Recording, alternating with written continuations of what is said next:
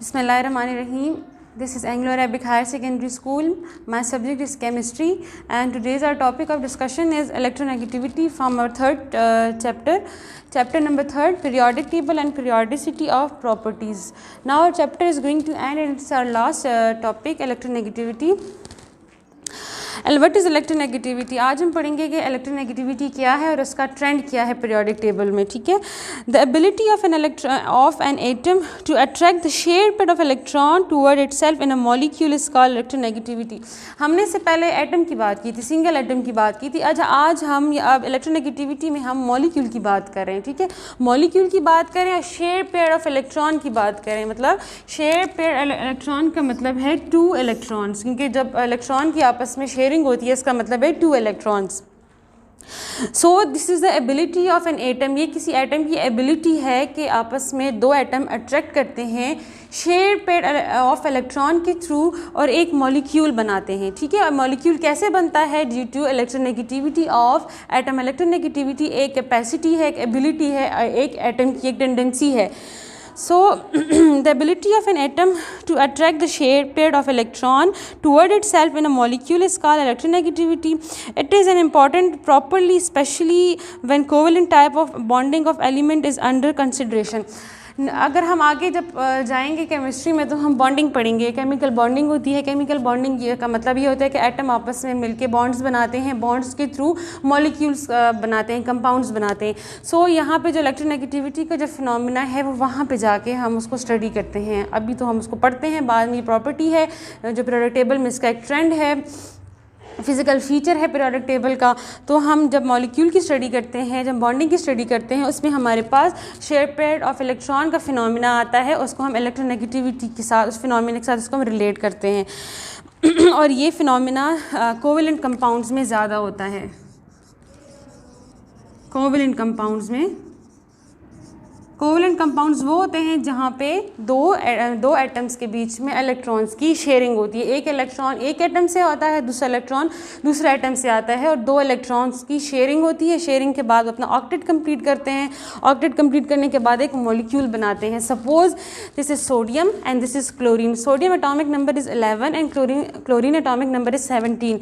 Valence shell of electron of sodium having 1 electron and valence shell of electron of chlorine having 7 electron.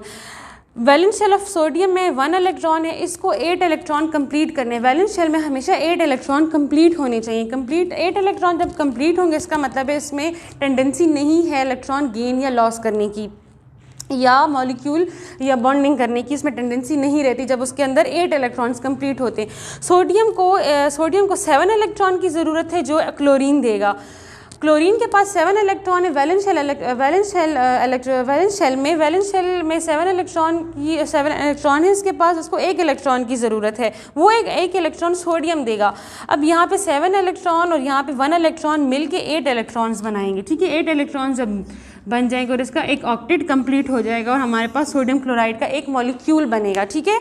Sodium एक atom है, chlorine दूसरा atom है. इनकी bonding हुई है इनकी इलेक्ट्रोनेगेटिविटी की वजह से. ठीक है. ये एटम की टेंडेंसी है. सोडियम की कितनी टेंडेंसी है इलेक्ट्रॉन शेयर करने की, क्लोरीन की कितनी टेंडेंसी है इलेक्ट्रॉन शेयर करने की. जब ये आपस में शेयर करते हैं सोडियम क्लोराइड एक मॉलिक्यूल बनता है due to sharing of electron by octet rule.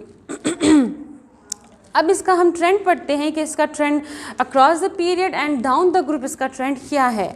So the trend of electronegativity is same as ionisation energy and electron affinity. इसका ट्रेंड इलेक्ट्रोनेगेटिविटी और इलेक्ट्रोनेगेटिविटी का ट्रेंड आयोनाइजेशन एनर्जी और electron affinity की तरह ही है, because it's all depends upon the size of atom and size of atom is depends upon electrostatic force of attraction of nucleus and outermost shell. It is increased in a period from left to right because higher effective nuclear charge shortens distance from the nucleus of the shared pair of electron. This enhances the power to attract the shared pair of electron. For example, electronegativity values of period 2 are as follows. अब यहाँ पे जो nuclear effective charge है, जो इसका nuclear charge है वो कम होता है डाउन द ग्रुप कम होता है, क्रॉस द पीरियड ज़्यादा होता है, फोर्स ऑफ अट्रैक्शन ज़्यादा होती है. लेफ़्ट टू राइट इसका जो है इलेक्ट्रोनेगेटिविटी का जो ट्रेंड है वो इंक्रीज़ होगा, ठीक है। इसमें ज़्यादा एनर्जी रिक्वायर्ड है उस फोर्स ऑफ अट्रैक्शन को तोड़ने के लिए। फोर्स ऑफ अट्रैक्शन कम होगी तो वो किसी और के साथ बॉन्डिंग के लिए उसकी वो तब किसी और के साथ बॉन्ड बनाने के लिए एबल होगा, ठीक है। वो एबिलिटी उसमें, वो टेंडेंसी उसमें तब आएगी जब फोर्स ऑफ अट्रैक्शन कम होगी। हम सेकेंड पीरियड में हम देखते हैं क्रॉस द पीरियड जाते हैं, लिथियम है, बेरिलियम है, boron, carbon, nitrogen, oxygen, fluorine है।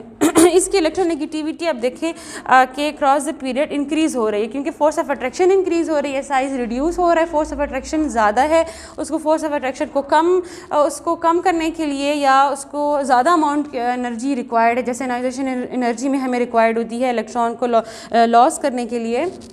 इसी तरह शेयर पेयर ऑफ इलेक्ट्रॉन या वो अट्रैक्शन है वो भी तभी कम होगी जब फोर्स ऑफ अट्रैक्शन न्यूक्लियस से कम होगा, तो वो किसी और एटम के साथ उसकी टेंडेंसी ज़्यादा होगी शेयरिंग करने के लिए ऑफ इलेक्ट्रॉन। अब हम डाउन द ग्रुप जाते हैं। डाउन द ग्रुप ये देखें, फ्लोरीन है, क्लोरीन है, ब्रोमीन है, आयोडीन है, इसकी इलेक्ट्रोनेगेटिविटी डिक्रीज़ हो रही है डाउन द ग्रुप, ठीक है, because of force of attraction.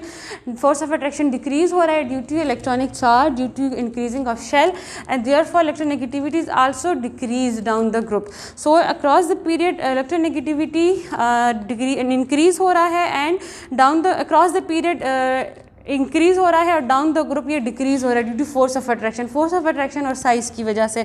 मैंने आपको पहले भी इसके बारे में हम डिस्कस कर चुके हैं कि साइज़ किस चीज़ पे डिपेंड करता है, एटॉमिक रेडियस किस चीज़ पे डिपेंड करता है, उसकी वो है क्या और इसका इफ़ेक्ट क्या है और इसका ट्रेंड क्या है पीरियोडिक टेबल में। हमने इस पूरे चैप्टर में पहले हमने पीरियोडिक टेबल के बारे में पढ़ा, उसके फीचर्स पढ़े, उसके कंपोनेंट्स पढ़े कि ग्रुप क्या है, पीरियड्स क्या हैं।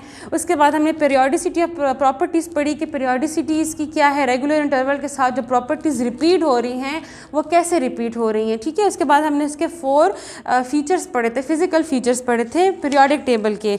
सबसे पहले हमने पढ़ा था atomic size and atomic radius, then shielding effect, ionization energy, electron affinity, and now this last one is electronegativity. Our topic is going to end now. हम नेक्स्ट लेक्चर में इंशाल्लाह इसके एक्सरसाइज करेंगे, इसके MCQs करेंगे, जो भी इसमें आपको क्वेश्चंस होंगे हम डिस्कस करेंगे और फिर उसको हम इसमें लेक्चर में डिस्कस करेंगे और नेक्स्ट टॉपिक स्टार्ट करेंगे लेक्चर। Thank you.